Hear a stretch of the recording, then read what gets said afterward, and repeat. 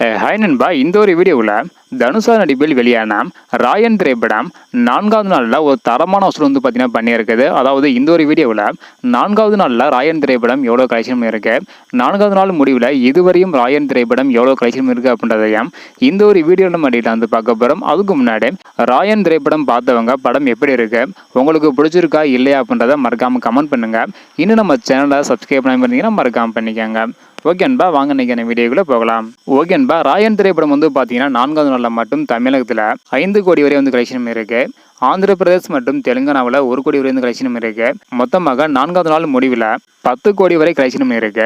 அதாவது ராயன் திரைப்படம் 4வது நாள் முடிவில் தமிழகத்தில் மட்டும் 40 கோடிக்கு மேலே கலெக்ஷன் இருக்கு. ஆந்திர பிரதேஷ் மற்றும் தெலுங்கானாவில் 10 கோடி வரை கலெக்ஷன் இருக்கு. மொத்தமாக ராயன் திரைப்படம் உலகம் முழுவதும் 4வது நாள் முடிவில் 87 கோடியே 65 லட்சம் வரை கலெக்ஷன் இருக்கு.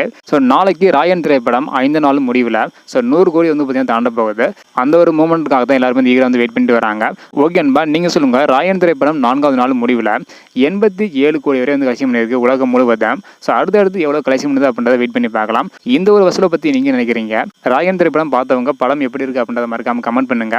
இந்த வீடியோ பார்த்தீங்கன்னா மறக்காம எல்லாருக்குமே ஷேர் பண்ணுங்க. ஓகே அன்பா, தேங்க்யூ.